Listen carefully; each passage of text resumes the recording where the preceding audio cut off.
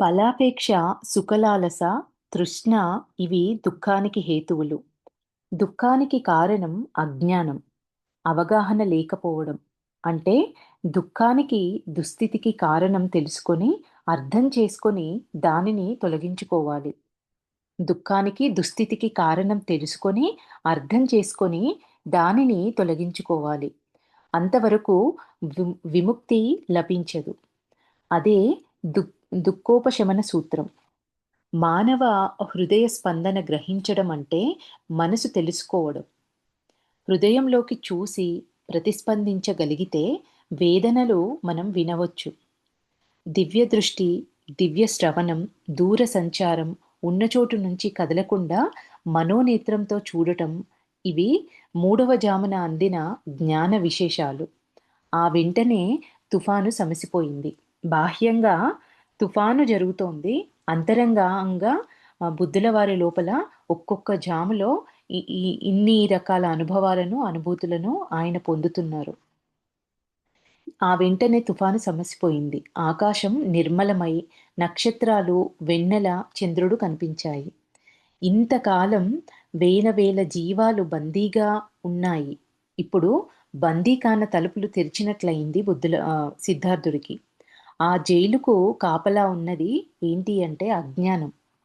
ఆ అజ్ఞానం ప్రభావం వల్ల మనసు గతి తప్పింది, మొద్దుబారింది. మేఘావృతమైన ఆకాశం వంటిది మనిషి యొక్క జీవితం. ఆలోచన మేఘాలు దట్టంగా కమ్మినప్పుడు వాస్తవం కనుమరుగవుతుంది. తన, పర భేదం పెరుగుతుంది. ఆస్తి, నాస్తి భేదాలు ఏర్పడతాయప్పుడు. జనన మరణ భయాలు చుట్టుకుంటాయి. జర, రుజు, మృత్యు బాధల భయాలు బందీఖానా తలుపుల్ని మరింత గట్టిగా బిగిస్తాయి.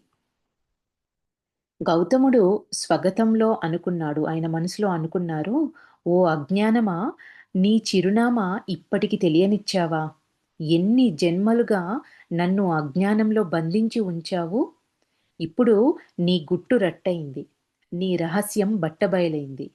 ఇంకా నేను అజ్ఞానంలో బందీగా ఉండను. ఉండనవసరం లేదు." తల ఎత్తి చూశాడు. ఉదయతార ప్రకాశిస్తోంది. మణిమయ కాంతులు వెదజల్లుతోంది. ఈ ఉదయతారను లోగడ ఎన్నో సార్లు చూడలేదు నేను. ఇంత కాంతివంతంగా ఎప్పుడూ లేదు. పిప్పల వృక్షం నీడలో ఇప్పుడే మొదటిసారి దర్శించినట్లు అనిపించింది ఆ ఉదయతారని. ప్రతి మనిషి జ్ఞానానికి అర్హుడే. ప్రతి వారిలోనూ జ్ఞాన బీజాలుంటాయి. అవి మొలకెత్తడానికి జన్మలు పడుతుంది.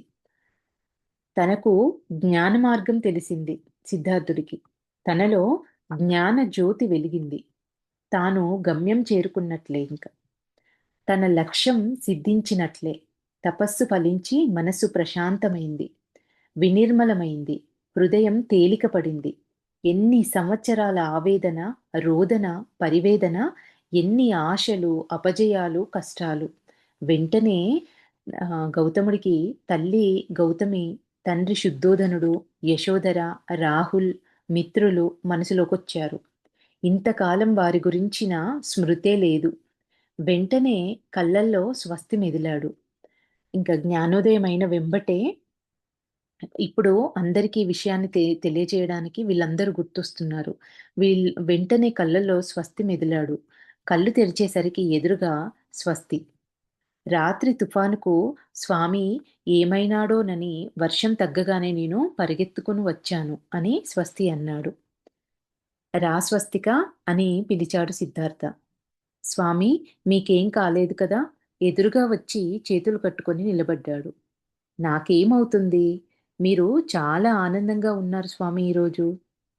అవునా? ఎలా కనిపిస్తున్నాను? ఏమైనా మార్పు ఉందా నాలో?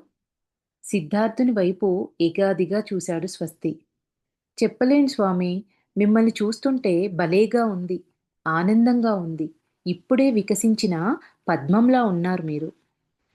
గయసరి పర్వతంపై ఉదయిస్తున్న పూర్ణ చంద్రుడిలాగా ఉన్నారు మీరు. స్వస్తి కళ్ళల్లోకి చూసి అన్నాడు, నీకు కవిత్వం వస్తోంది స్వస్తి. ఏమిటి ఇంత పొద్దున్నే వచ్చావు? ఏమైనా విశేషమా? రాత్రి వాన వచ్చింది గదా స్వామీ! గేదెల్ని తోలే పని లేదు. మిమ్మల్ని చూద్దామనిపించి వచ్చాను. నాకు నాకు నిన్ను చూడాలనిపించింది. వెళ్ళి సుజాతని రమ్మని చెప్పు. మీ మీ అందరికీ నేనొక శుభవార్త చెప్పాలి. సిద్ధార్థుడు రమ్మన్నాడన్న వార్త చెప్పగానే సుజాత భోజనం సిద్ధం చేసుకొని బయలుదేరింది. ఆమె వెళ్ళేసరికి సిద్ధార్థుడు ప్రశాంతంగా కూర్చొనున్నాడు. ఎప్పుడూ లేనంత ఆనందం ఆయనలో కనిపించింది. ఆయనను చూడగానే తన మనసు చల్లబడింది. ఇప్పటికి 100 సార్లు చూసుంటుంది. కానీ, ఈ రోజు కలిగినంత తృప్తి ఇదివరకు ఎన్నడూ కలగలేదు. అలా చూస్తూ కూర్చోవాలనిపిస్తోంది. రా సుజాత కూర్చో. కొన్ని మాసాలుగా నా కోసం రోజూ భోజనం తెస్తున్నావు. నీ సహాయం మర్చిపోను. ఇప్పుడు నాకు చాలా ఆనందంగా ఉంది. నేను నా గమ్యం చేరుకున్నాను. త్వరలో వెళ్ళిపోతాను. అందుకే నిన్ను చూడాలని రమ్మన్నాను. ఆమె ఆశ్చర్యపడి, "వెళ్ళిపోతారా గురువుగారు? మమ్మల్ని వదిలి వెళ్ళిపోతారా?" అంది. వదిలిపెట్టను కానీ వెళ్ళక తప్పదు. ఎవరి కోసమైతే ఇన్ని సంవత్సరాలుగా నేను తపస్సు చేశానో, ఆ తపఫలం వాళ్ళందరికీ పంచిపెట్టాలి కదా! వాళ్ళంతా నా కోసం ఎదురు చూస్తుంటారు. ఆమె దిగులు పడింది. అప్పుడప్పుడు వచ్చి పలకరిస్తాలే, దిగులు పడకు.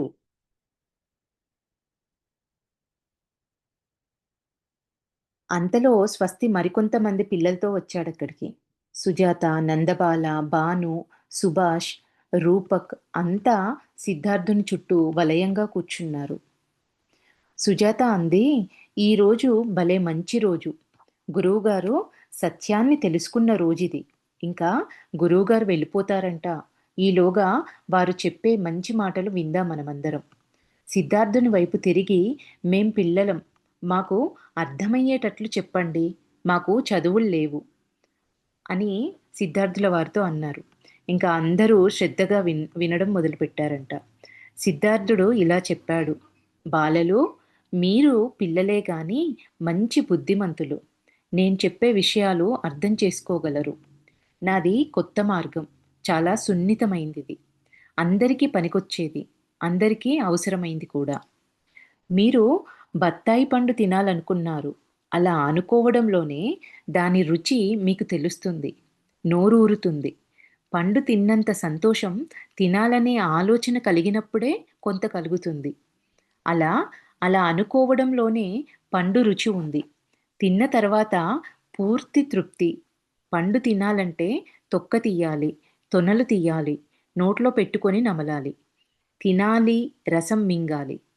అన్ని పనులు తృప్తి ఎట్లా కలుగుతుంది? బత్తాయి పండు రుచి మీ ఎరుకలో ఉంది. అట్లాగే మన ఆనందం మన ఎరుకలో ఉండాలి. అంటే దాన్ని తలుచుకున్న వెంబటే దాని గురించి పండు తిన్నంత సంతోషం తినాలనే ఆలోచన కలిగినప్పుడే కొంత కలుగుతుంది. అలా అనుకోవడంలోనే పండు రుచి ఉంది.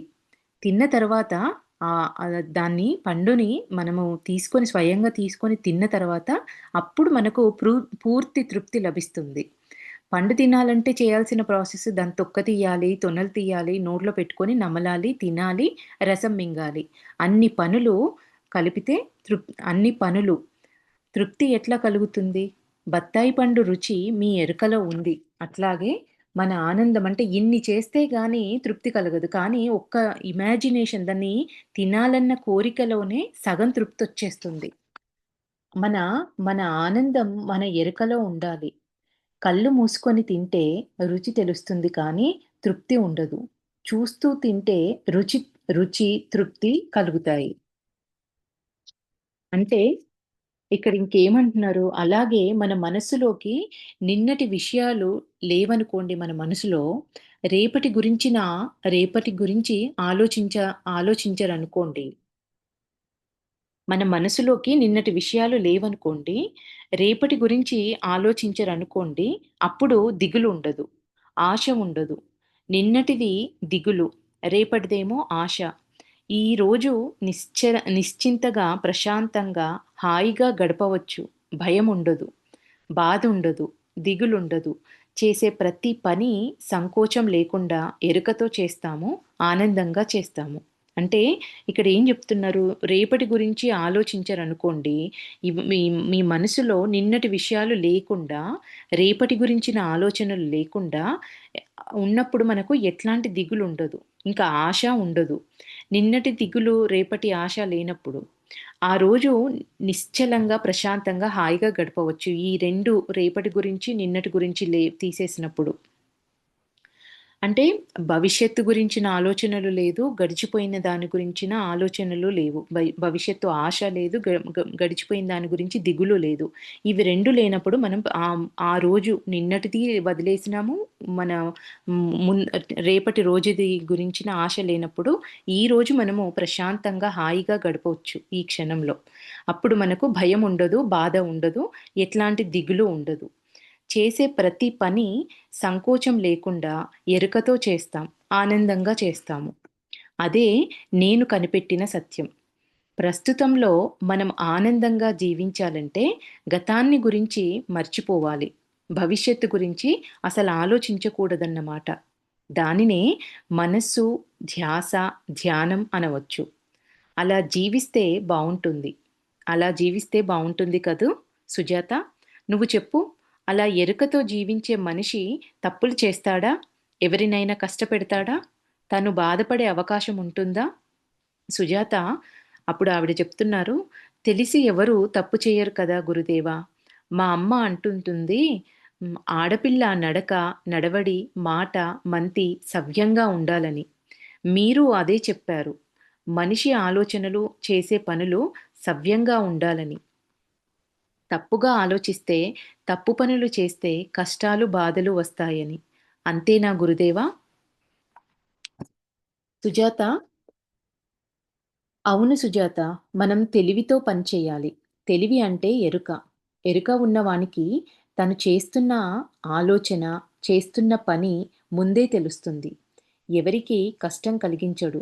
అలా కష్టం కలిగించేలాగా ప్రవర్తించడు. సరైన అవగాహన ఉన్నప్పుడు ప్రేమించగలుగుతాం మనం.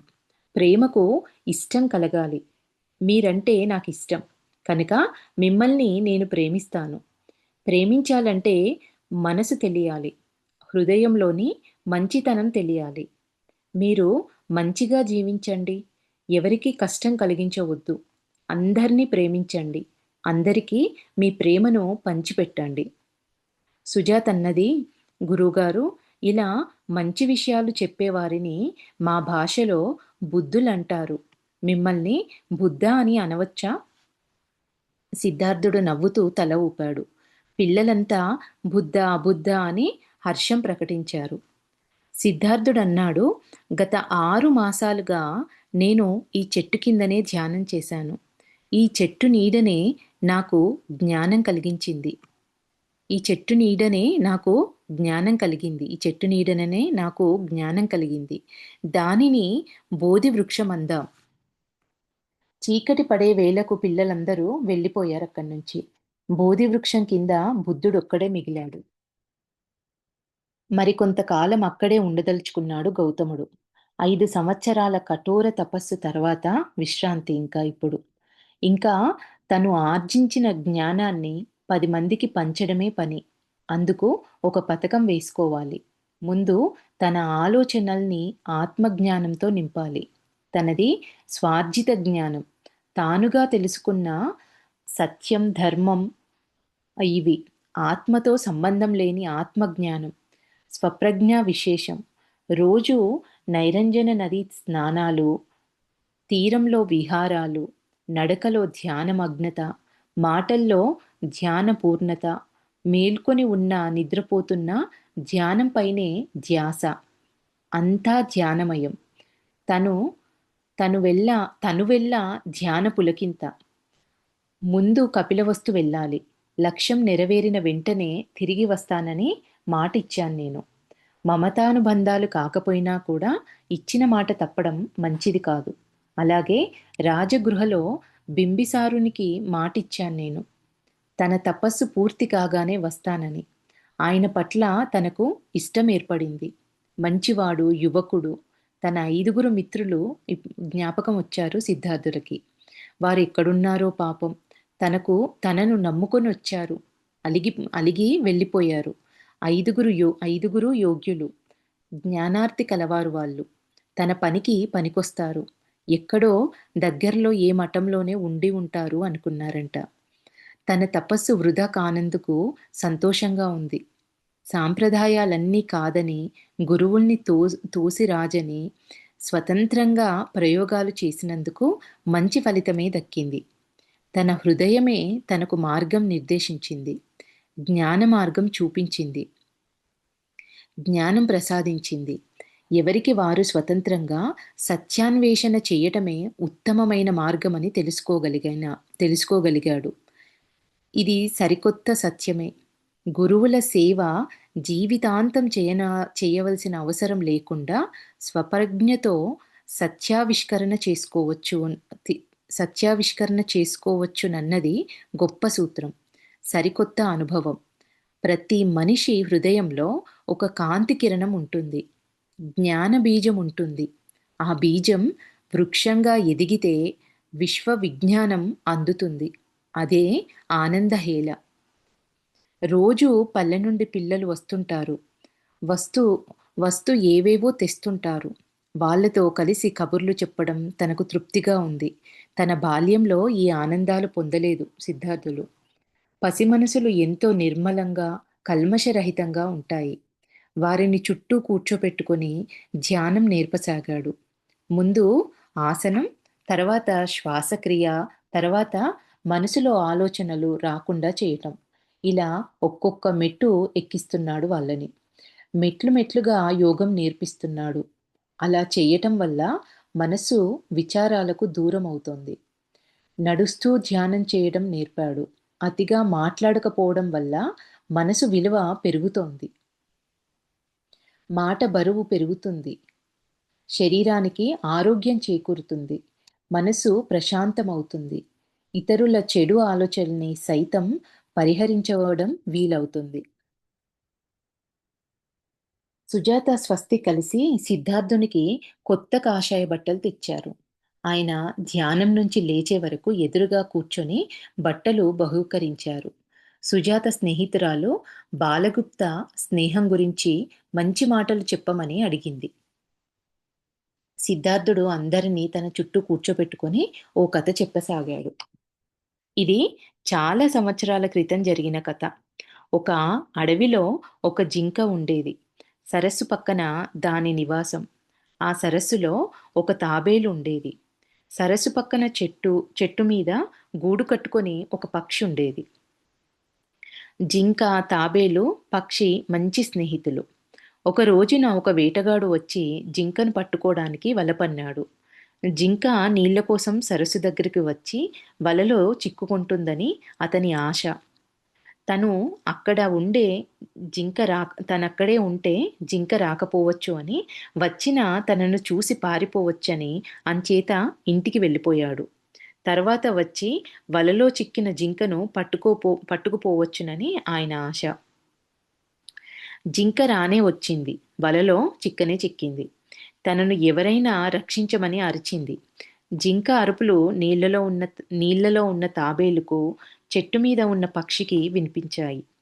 వచ్చి చూడగా జింక వలలో చిక్కుబడి ఉంది. ఉపాయం ఆలోచించాయి. పక్షి తాబేలుతో అన్నది, మిత్రమా, నీ పళ్ళు చాలా పదునుగా గట్టిగా ఉంటాయి కదా. వల వల తాళ్ళని కొరుకు. నీ పని అయ్యే వరకు వేటగాడు రాకుండా నేను చూసుకుంటాను. ఇదేదో అపాయం లేనిదిగా ఉన్నది అనుకొని తాబేలు వలతాళ్ళు కొరకడం మొదలుపెట్టింది. పక్షి వేటగాడి ఇల్లు కనిపెట్టి అక్కడకు చేరి రాత్రంతా చెట్టు మీద నక్కింది.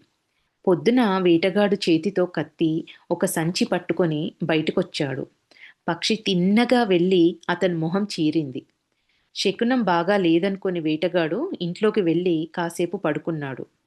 అతను మళ్ళీ బయటికి రాగా పక్షి మళ్ళీ అదే పనిచేసింది. ఆ రోజు అంత బాగా లేదని అతను ఇల్లు కదల్లేదు. మర్నాడు ఉదయం దిక్కులు చూస్తూ పక్షి లేదన్న ధైర్యంతో సరస్సు వద్దకు చేరాడు. అప్పటికి తాబేలు వలను కొరకడం అయింది. 2 రాత్రులు, ఒక పగలు అదే పనిగా కొరకటం వల్ల తాబేలు నోరంతా పుండై రక్తం కారసాగింది. అంత దూరాన వేటగాడు రావడం గమనించి జింక ఒక్క ఉదుటున లేచింది. తాళ్ళు తెగిపోయాయి. జింక అడవిలోకి పారిపోయింది. పక్షేమో ఎగిరిపోయింది.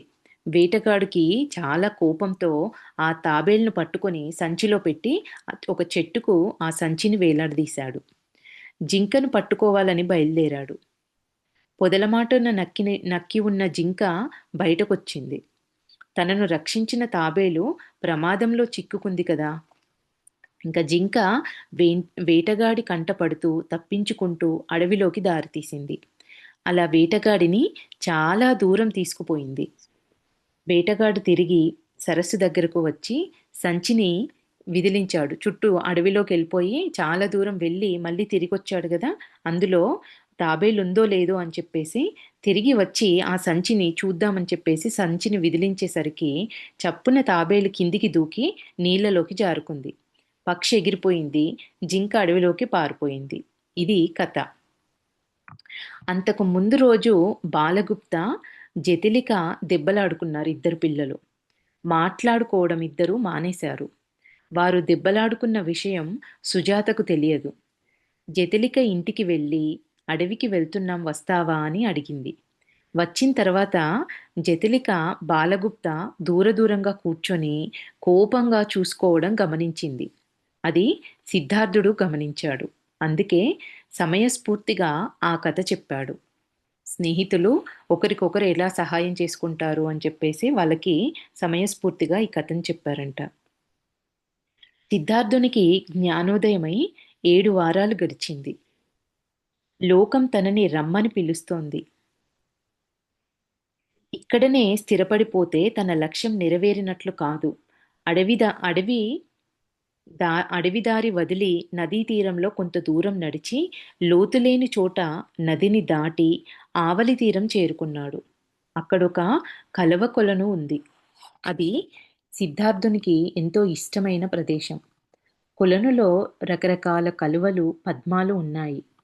పద్మం అనేది జ్ఞానానికి సంకేతం. పద్మం వికసించడానికి ఎన్నో దశల్ని దాటాలి. వేళ్ళు ఎప్పుడూ బురదలోనే కూరుకుపోయి గజిబిజిగా ఉంటాయి. తామరతూళ్ళు అల్లిబిల్లిగా, మనిషి మనసులాగా, జ్ఞానార్తి బుద్ధిలాగా అల్లుకొని ఉంటాయి. ఆకులు మాత్రం నీటిపైనే పరుచుకొని ఉంటాయి. వాటిలోంచి పద్మాలు మాత్రం పైకి లేస్తాయి. కొన్ని తూడ్లు ఆకుల్ని గట్టిగా పట్టి బంధిస్తాయి కూడా. కిందికి అవి లాగుతూ ఉంటాయి. ఆకుల్ని పైకి పోనీయవు. మనిషి బంధాల వలె కొన్ని తూళ్లకు మొగ్గలు మాత్రమే ఉంటాయి. అవి వికసించవు. పద్మపత్రాలు రాలిపోగా లోపల కాయలుంటాయి. పద్మాలలో ఎన్ని రకాలు, ఎన్ని రంగులు, ఎన్నెన్ని అందాలు.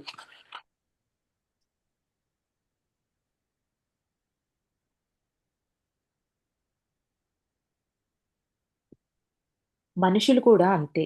మనస్తత్వాలు కూడా అంతే. ఎవరి స్వభావం వారిది. ఎవరి వ్యక్తిత్వం వారిది. దేవదత్తుని స్వభావం వేరు. ఆనందుని వ్యక్తిత్వం వేరు. యశో యశోధర మనస్సు వేరు. సుజాత హృదయం వేరు. వారి వారి తెలివితేటలు, వ్యక్తిత్వము, ప్రతిభ, అవగాహనలు అన్నీ భిన్నంగానే ఉంటాయి. ఏ ఏ ఇద్దరు వ్యక్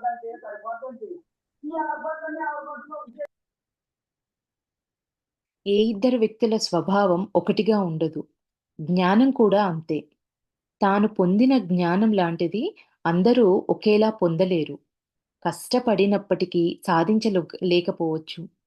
తన తను బోధించిన అందరూ ఒకేలాగా గ్రహించకపోవచ్చు. ఒక్కొక్కరి స్వభావం ఒక్కోలాగా, ఒక్కొక్కరి వ్యక్తిత్వం ఒక్కోలాగా, ఒక్కొక్కరి మనసు, వాళ్ళ హృదయము, వాళ్ళ తెలివితేటలు, వారి వారి వ్యక్తిత్వ ప్రతిభలు ఒక్కోలా ఉంటాయి కాబట్టి, నేను వీళ్ళందరికీ జ్ఞానాన్ని బోధించినప్పటికీ కూడా వాళ్ళు ఒకేలాగా గ్రహించకపోవచ్చు. మనిషి స్థాయిని బట్టి వివేకం, విజ్ఞత, అవగాహన, గ్రహింపు అనేది మారుతూ వస్తుంది. అందరూ పల్లె పిల్లలంత అమాయకంగా ఉండరు. అహంకారం, అహంభావం, స్వార్థం లాంటి గుణాలు ఎన్నో ఉంటాయి. నాగరికులకు బోధించే తీరులో రీతి ఉండాలి. అవగాహన మారాలి. బుద్ధుల వారు ఆయన ఆయనకు జ్ఞానోదయం అయిన తర్వాత ఎట్లా ఒక్కొక్కరికి ఈ జ్ఞానాన్ని అందించాలి, ఎట్లా బోధించాలి అనేది ఆయన మనసులో ఆయనకైనే ప్రణాళికలు వేసుకుంటున్నారు ఇవన్నీ. బోధనా పద్ధతి మారుతుంది. ఒక్కొక్క విధానం జ్ఞానానికి ఒక్కొక్క ప్రవేశ ద్వారం వంటిది. ఒక్కొక్క ద్వారం గుండా కొందరు లోపలికి ప్రవేశిస్తారు. వచ్చేవారు వస్తుంటారు. పోయేవారు పోతుంటారు. ప్రజలను నేరుగా కలిసినప్పుడు, ముఖాముఖిగా మాట్లాడినప్పుడు సత్యస్ఫూర్తి అవసరమవుతుంది. సమయానుకూలంగా ప్రవర్తించాలి. శిక్షణ, బోధన కావాలి తప్ప శిక్ష అనేది అవ్వకూడదు. వాళ్ళకి సి వాళ్ళకి శిక్షణ అనేది బోధన కావాలి తప్ప శిక్షలాగా అవ్వకూడదు. బౌద్ధ ధర్మ ప్రచారానికి ధర్మం, సంఘం 2 సింహద్వారాలు. ధర్మచక్రం తిరగాలి. జ్ఞాన బీజాలు మొలకెత్తాలి. ఇంకా ఉరివిల గ్రామం వదిలిపెట్టాలి అని సిద్ధార్థుల వారు అనుకున్నారంట. నైరంజన నదికి బోధి వృక్షానికి వినమ్రంగా నమస్కరించాడు. మరునాడు ప్రయాణం. గురువర్యుల అలారా కలామ ఉద్రక రామపుత్రులకు హృదయంలోనే నమస్కరించాడు. వారిద్దరికీ జ్ఞానోదయం కలగాలని ఆశించాడు. వెళ్ళి పూర్వగురువుల్ని దర్శించి వారి ఆశీస్సులు పొందాలి. 5గురు మిత్రుల్ని కలిసి ఆ పైన మగధ వెళ్ళి బింబిసారుణ్ణి చూడాలి. ఉదయాన స్నానం, ధ్యానం పూర్తి చేసుకొని పాత ఉడుపుల్ని వదిలి కొత్త బట్టలు ధరించి ఉరివిల గ్రామానికి బయలుదేరాడు. ఇన్నాళ్ళు తానెవరో తెలియకపోయినా తనను ఆదరంగా తనను ఆదరించిన గ్రామమది. రుణం తీర్చుకోలేకపోయినప్పటికీ కృతజ్ఞతలు చెప్పడం ధర్మం. స్వస్తి గుడిసెకు వెళ్ళి అతనిని అందరినీ పలకరించి స్వస్తి గుడిసెకు వెళ్ళి అందరినీ పలకరించి వెళ్ళిపోతున్నాను అని చెప్పాడు. సుజాత ఇంటికి వెళ్ళి తన ప్రయాణ వార్త చెప్పగా ఆమె కన్నీరు కార్చింది. సుజాత, నాకు కొన్ని బాధ్యతలున్నాయి. వెళ్ళక తప్పదు. నేను సన్యాసిని. ఒక్క చోట ఉండిపోకూడదు నేను. నేను చెయ్యవలసిన పనులు చాలా ఇంక చెయ్యాలి. ప్రతి మనిషి తన కర్తవ్యం నిర్వహించాలి. ఇక్కడ ఉండిపోతే నా లక్ష్యం నెరవేరదు. వీలు చూసుకొని నేను మళ్ళీ వస్తా. ఎవరిని నేను విస్మరించను, విడిచిపెట్టను.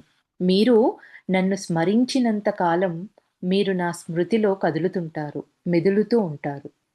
సంతోషంగా సాగనంపండి. మీ కళ్ళలో ఎప్పుడూ సంతోషం కనిపించాలి. ఆనందం తొంగి చూడాలి. అదే నా ఆకాంక్ష. పిల్లలు కొందరు పెద్దలు ఊరి చివర వరకు వచ్చి వీడ్కోలు చెప్పారు. వారి నుండి విడివడి 2 అడుగులు వేసేలోగా ఒక సన్యాసి తన వైపుగా రావడం గమనించాడు.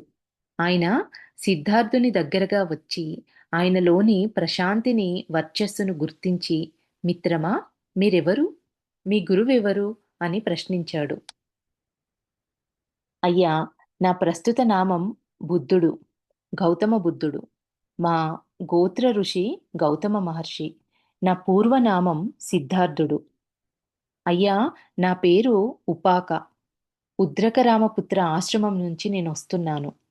మహర్షి ఉద్రకులు క్షేమమేనా అని సిద్ధార్థుల వారు అడిగితే, వారు ఈ మధ్యనే గతించారు స్వామి అని చెప్పారాయన. సిద్ధార్థుడు నిట్టూర్చాడు. తాను దర్శించదలిచిన గురుద్వయంలో ఒకరు కాలం చేశారు. మీరు అలారా కలామ విద్యాభ్యాసం చేశారా అని ఆయన అడిగితే వచ్చిన ఒక ఋషి సిద్ధార్థుల వారిని అడిగితే సిద్ధార్థుల వారు చెప్తున్నారు, చేశాను. వారు మా మధ్యనే వారు ఈ మధ్యనే గతించారు.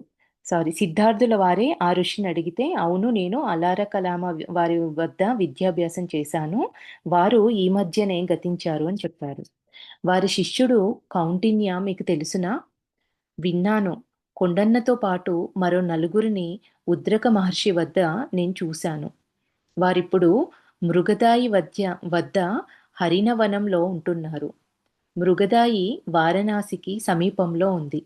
నేను బయలుదేరుతాను. చాలా దూరం వెళ్ళాలి అని చెప్పేసి ఆ సన్యాసి అక్కడి నుంచి వెళ్ళిపోయాడు. అమ్మాయిలు, అబ్బాయిలు ఇప్పుడు నా ప్రయాణం వారణాసికి. అక్కడ నా పూర్వ మిత్రులున్నారంట. ముందుగా వారిని కలవాలి అని సిద్ధార్థుల వారు వాళ్ళతో చెప్పారు.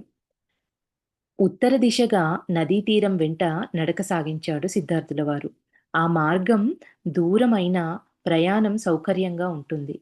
కొద్ది రోజుల్లో పాటలీపుత్రం చేరవచ్చు. అక్కడ గంగా నదిని దాటితే వారణాసి చేరడం చాలా సులభం. హరినవనంలో ధ్యానంలో ఉన్న అశ్వజిత్‌కు ఒక మహాయోగి దర్శనమైంది. ఆయన మహా తేజస్వి. ఆయనలో సిద్ధార్థుని పోలికలు కనిపించాయి. కలవరంతో కళ్ళు తెరిచాడాయన. మిగిలిన మిత్రులకు తన కల గురించి చెప్పాడు.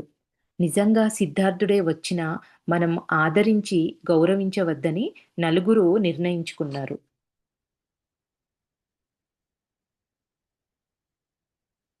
బద్రి అన్నాడంట ఈ మాట అనగా వీళ్ళు నిర్ణయించుకున్న తర్వాత అందులో బద్రి అన్నాడు, "పాపం మంచివాడే.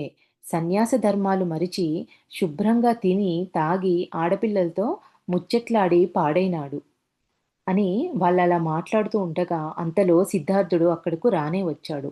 అందరి నోళ్ళు మూతపడ్డాయి. విగ్రహాల్లాగా నిలబడిపోయారు. ఏమి తేజస్సు, ఎంత కాంతి, ఎంత ప్రశాంతి! తమ ఆశ్రమం ఒక్క క్షణంలో దివ్యప్రభా భాసురమైంది. ఆ నడకలో టీవీ, చూపులో కారుణ్యం. అప్రయత్నంగా కొండన్న వెళ్ళి ఆయన చేతిలోని భిక్షాపాత్ర అందుకున్నాడు. మహానామ పరుగున వెళ్ళి పాద ప్రక్షాళనకు నీళ్లు తెచ్చాడు. భద్రియ కుశాసనం సిద్ధం చేశాడు. వప్ర విసనకర్రతో వీచసాగాడు. అశ్వజిత్ చేష్టలుడిగిన వినయంగా ఒక పక్కన నిలిచాడు.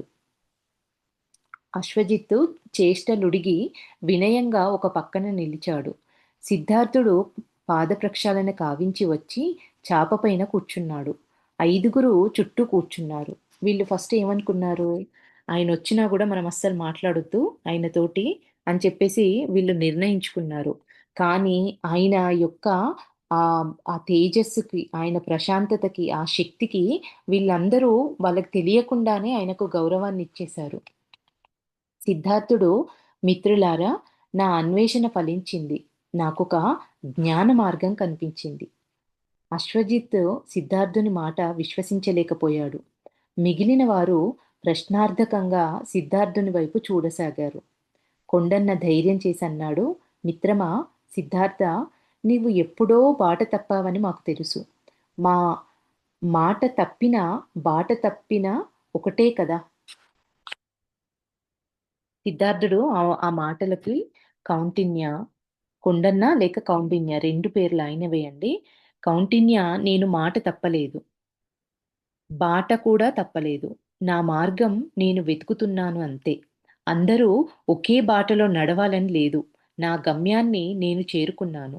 నేనెన్నడైనా అబద్ధం చెప్పానా? అని ప్రశ్నించారు. ఆయన లేదు అన్నారు.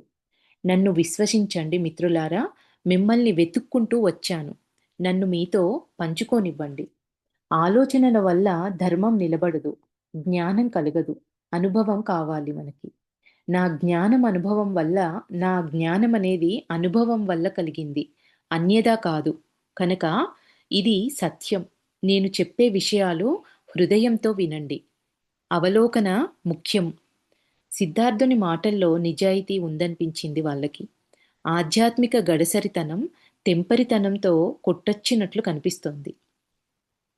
ఏమంటున్నారిక్కడ? సిద్ధార్థుని మాటల్లో నిజాయితీ ఉందనిపించింది వాళ్ళకి. ఆధ్యాత్మిక గడసరితనం, తెంపరితనం కొట్టొచ్చినట్లు కనిపిస్తోంది. చెప్పు మిత్రమా అన్నాడు కొండన్న.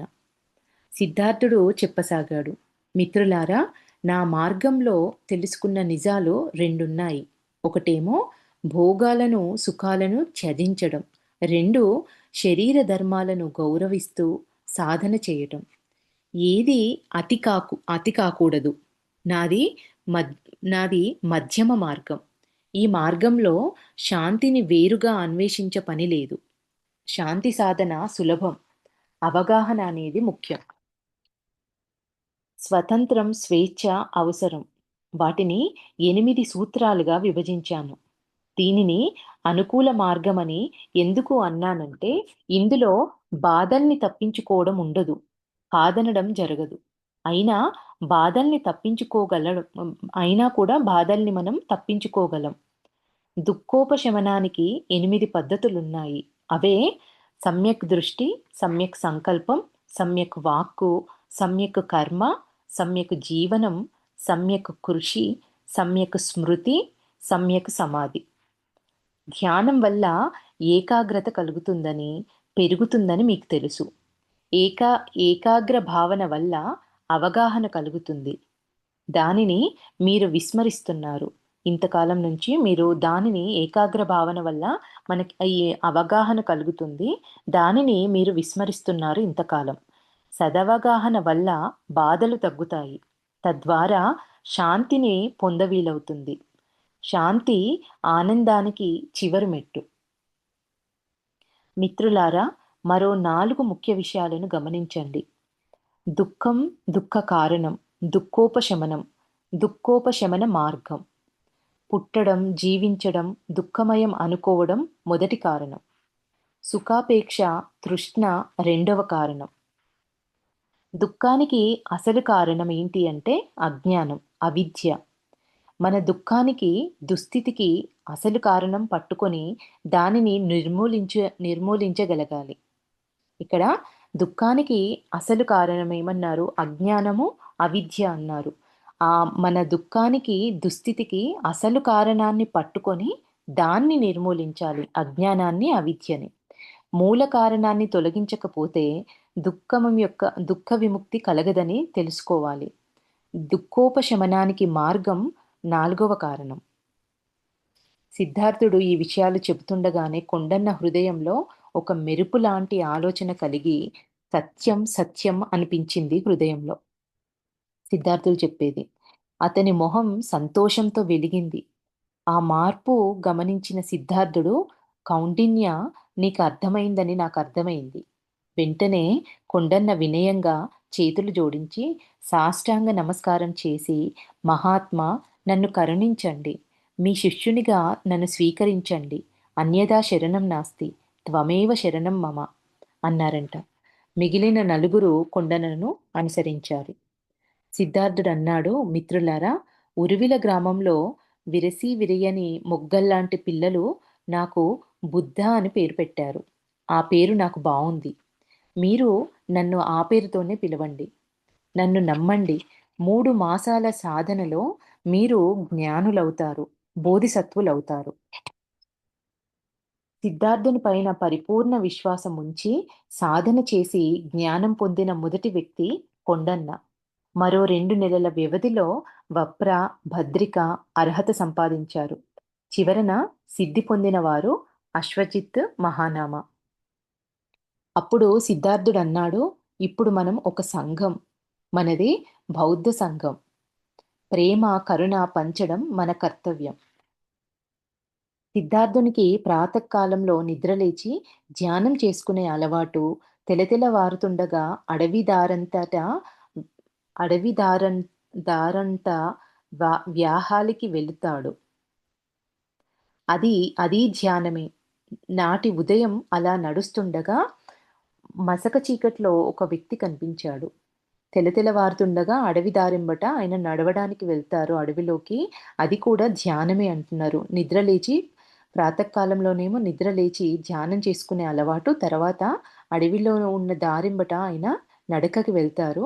దాన్ని కూడా ధ్యానం లాగానే చేస్తారంట. ఒకరోజు ఉదయం అలా నడుస్తుండగా మసక చీకటిలో ఒక వ్యక్తి కనిపించాడు. ఒక రాతి బండ మీద కూర్చొని పరమ చిరాకు పడుతున్నాడు. ఛ! అసహ్యం, రోత, చిరాకు తనలో తానే సనుక్కుంటున్నాడిలా. సిద్ధార్థుడు అతనికి దగ్గరగా వెళ్ళాడు. అవును, అసహ్యమే అన్నాడు. అతని మాటల్ని తాను పలుకుతూ అతను తల ఎత్తి చూశాడు. ఎవరో సన్యాసి మహాప్రశాంతంగా ఉన్నాడు. తనను చూసి నవ్వుతున్నాడు. అతని కంటికి ఉదయ సూర్యునిలాగా కనిపించాడతను, సిద్ధార్థుల వారు. ఆయన తేజస్సు చూసి కళ్ళు తిరిగినట్లయింది. దిగ్గున లేచి నిలబడి నమస్కరించాడు. సన్యాసి కదా, సన్యాసి అంటే పవిత్రుడని. ఏమిటయ్యా అంత బాధ, ఏం జరిగింది అడిగాడు అతను చెప్పసాగాడు. సిద్ధార్థుల వారు ఏమిటయ్యా అంత బాధ? ఏం జరిగింది అని అడిగితే ఆయన చెప్పసాగాడు. నా పేరు యశస్వామి. మా నాయన వారణాసిలో గొప్ప సంపన్నుడు. నేను జీవితం ఇష్టం వచ్చినట్లు అనుభవించాను. నేను పొందని సుఖం లేదు. అందుకోని ఆనందం లేదు. అన్ని వ్యసనాలు నావే. మదిర, మగువ నాకు అత్యంత నేస్తాలు. ఈ వయసులోనే నేను అన్నీ అనుభవించాను. రాత్రంతా మిత్రులతో తాగి తందనాలాడాను. ఈ అడవిలో ఒక అప్సరసను అనుభవించాను. ఒక అపరాత్రి మెలకువ వచ్చింది. అందరూ మైకంలో నిద్రపోతున్నారు. నాకు చిరాకు వేసింది. శవాల్లా పడి ఉన్న అందాల భామల్ని, రసికుల్ని చూశాను. అసహ్యం కలిగింది. వారికి దూరంగా పారిపోయి వచ్చాను స్వామి. సిద్ధార్థుడు ఊరడించాడు. యశా, ప్రపంచం సుఖమయం అనుకుంటాం. కానీ నిజానికి ప్రపంచం జీవితం దుఃఖమయం, బాధలమయం, కష్టాల కాష్టం. అయినా మానవ జీవితం, ప్రపంచం ఆనంద నిలయాలు రెండు చెప్తున్నారు. ఇక్కడ ప్రపంచం సుఖమయం అనుకుంటాం కానీ నిజానికి ప్రపంచం జీవితం దుఃఖమయం, బాధలమయం, కష్టాల కాష్టం. అయినా మానవ జీవితం, ప్రపంచం ఆనంద నియమాలు. మానవ జీవితము, ప్రపంచం అనేది ఆనంద నిలయాలు. అశాంతి శాంతికి తొలిమెట్టు. అశాంతి శాంతికి తొలిమెట్టు. బాధలు ఆనందానికి తెరచాపలు. కష్టాలు కష్టాల చుక్కాని. సుఖభోగాలలో మునిగిపోవటం వల్ల శరీరం, మనస్సు చెడిపోతాయి. సంసారం సుఖాలు వద్దనటం లేదు. నేను ఇక్కడ ఏమంటున్నారు? కష్టాలు చు కష్టాలు చుక్కాని, సుఖభోగాలలో మునిగిపోవటం వల్ల శరీరం, మనస్సు చెడిపోతాయి. సంసారం సుఖాలు వద్దనటం లేదు నేను. పరిమితంగా అనుభవించు. అతి అనేది అనర్థదాయకం. నిరాడంబర జీవనం సుఖంగా ఉంటుంది. కోరికలకు కళ్ళెం వేయగలిగితే అదుపు తప్పవు. కోరికల ప్రవాహంలో కొట్టుకుపోయినంత కాలం ఆనంద తీరాలకు మనం చేరలేవు.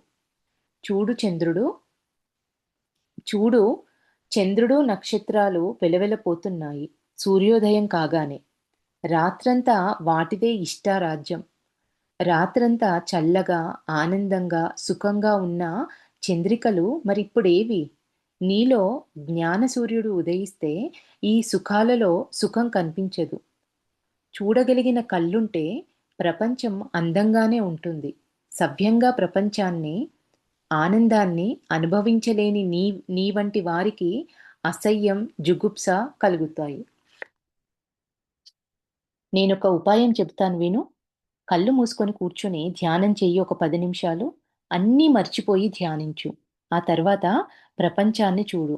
ముందు అసహ్యంగా అనిపించిన ప్రపంచమే సుందరంగా కనిపిస్తుంది. ప్రపంచం మారదు. మనమే మారాలి.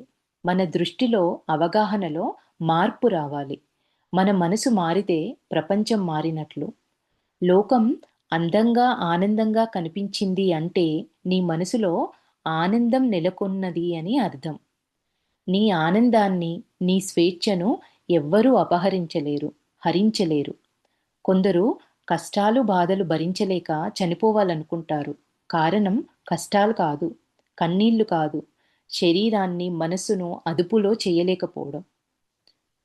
అదుపులో శరీరాన్ని, మనసును అదుపు చేయలేకపోవడం వల్ల సృష్టి లక్షణం బా శరీరాన్ని, మనసును అదుపులో చేయలేకపోవడం వల్ల వాళ్ళు చనిపోవాలనుకుంటున్నారు. దానివల్ల కష్టాలనేవి ముంచుతున్నాయి వాళ్ళని. సృష్టి లక్షణం ఏంటంటే బాధ కాదు, ఆనందం. మనం జీవించే పద్ధతిని బట్టి, ఎన్నుకున్న విధానం వల్ల కష్టాలు, సుఖాలు అనేవి ఏర్పడుతున్నాయి. సిద్ధార్థుని మాటలు అతనికి ఎంతో ఉపశమనాన్ని కలిగించాయి. ఆయనకి జీవితం పైన ఆశలు రేకెత్తించాయి మళ్ళీ. గుండెలో గుచ్చుకున్న ముల్లు తీసివేసినట్లయింది.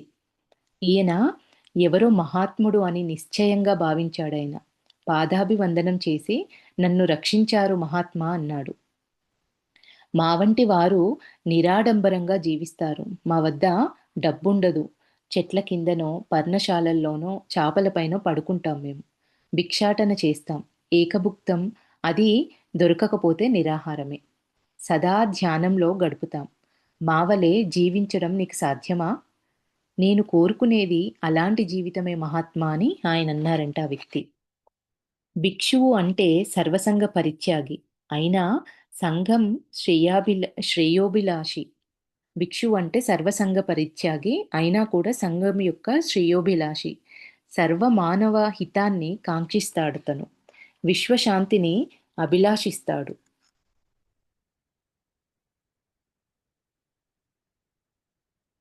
అందుకు తన తపస్సు ధారపోస్తాడు కూడా.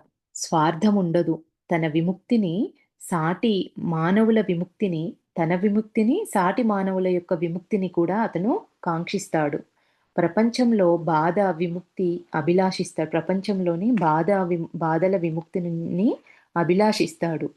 ఈ పనుల్ని నిస్వార్థంగా నువ్వు చేయగలుగుతావా? శరణు శరణు. అయితే నిన్ను నేను ఆమోదిస్తాను. మా మార్గంలో సాధకుల్ని భిక్షులు అంటారు. భిక్షు అంటే బిచ్చగాడని అర్థం. భిక్షచే జీవించేవాడని. భిక్షను అర్థించడం వల్ల మనిషిలో అహం చచ్చిపోతుంది. సమతా దృష్టి ఏర్పడుతుంది. నీ భిక్షను నీవే తెచ్చుకోవాలి. కోపతాపాలుండకూడదు. దానివల్ల వినయం కలుగుతుంది. ఇతరులకు మన జీవితం ఆదర్శంగా నిలవాలి. దీన్నిక్కడికి ఆపుదామండి ఈ రోజుకి.